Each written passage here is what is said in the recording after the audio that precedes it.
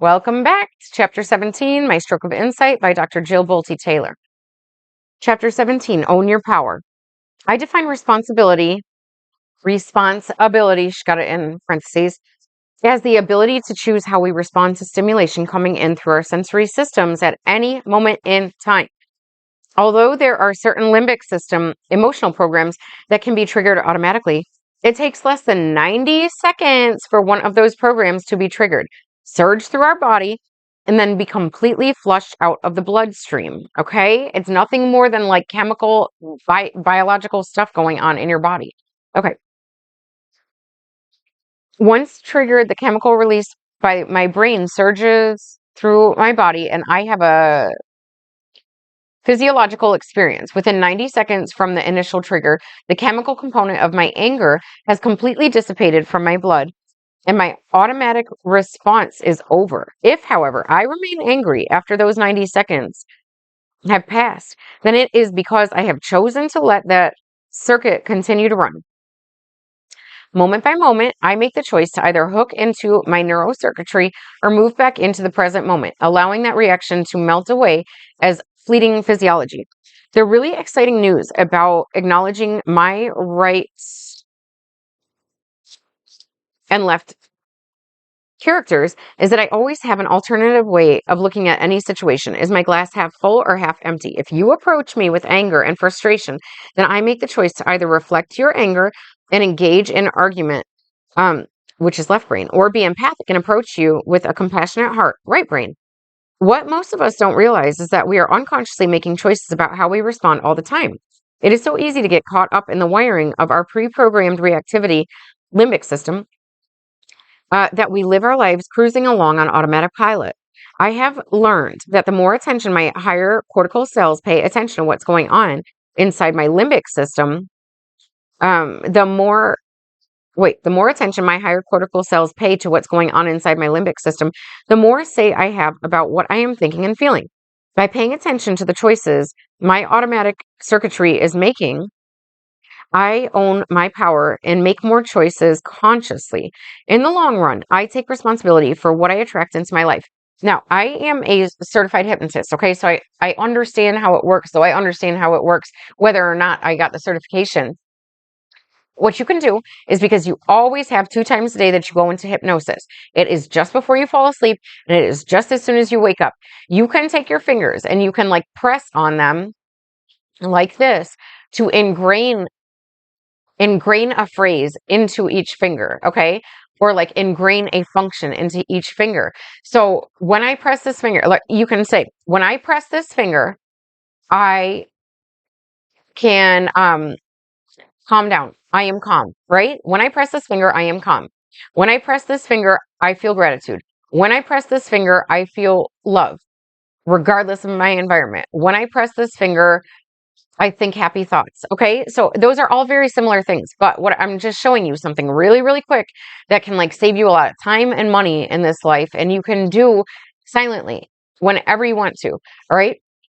So if you're feeling drowsy, take that as an opportunity to think, oh, I'm like in a hypnotic state. Let me reactivate and like remember what each finger is meant to do. What you're doing is creating like a sensory stimulation, like a physical stimulation to, it's like an anchor. Okay. There's all kinds of terms for this stuff, but I am like, I understand it already. I don't have to like go to school for all these different things. I understand why they work.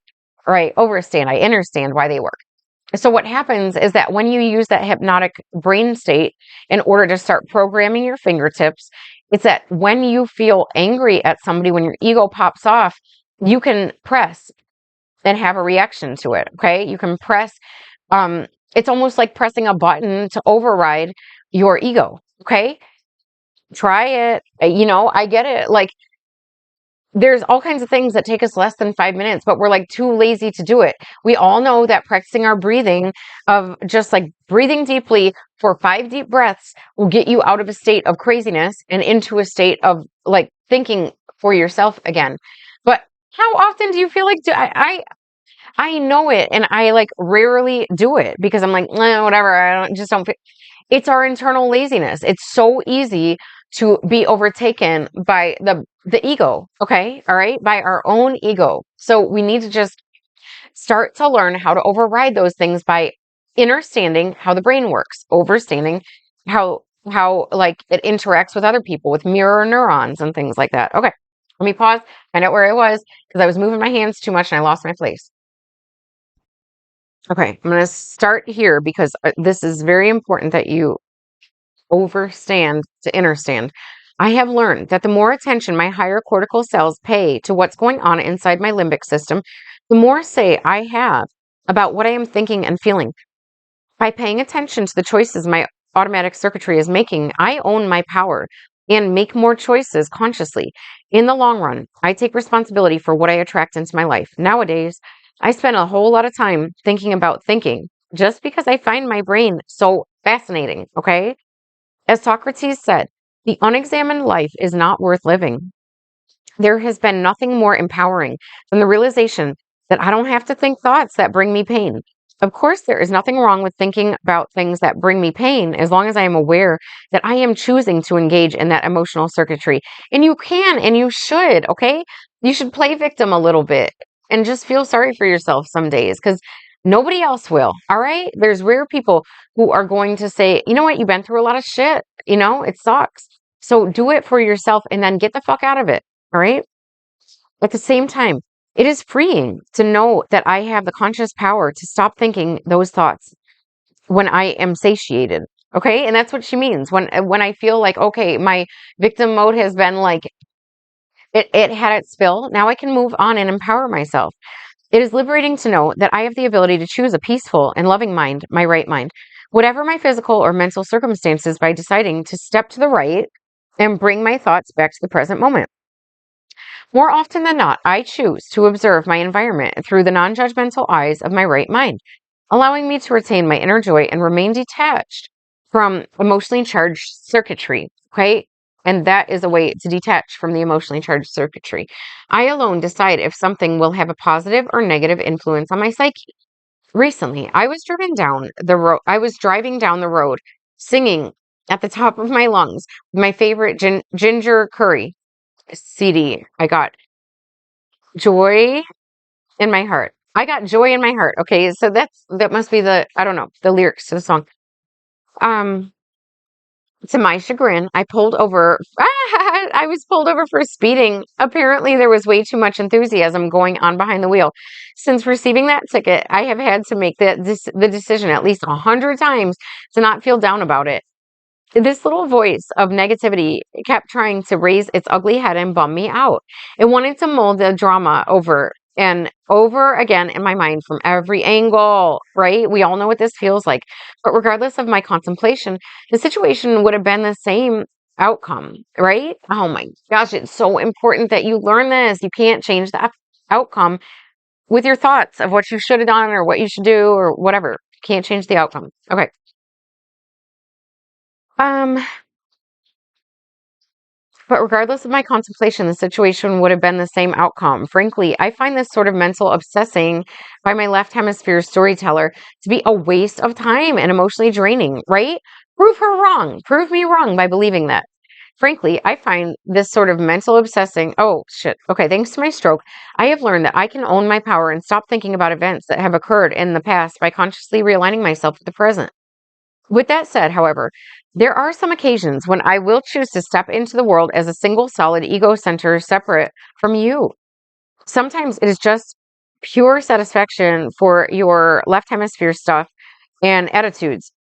Um, did I read that right? Satisfaction for me to bump my left hemisphere stuff and attitudes up against your left hemisphere stuff and attitudes. An argument or passionate debate. She's talking about like when people interact, okay? More often than not, I don't like how aggression feels inside my body, so I shy away from hostile confrontation and choose compassion. For me, it's really easy to be kind to others.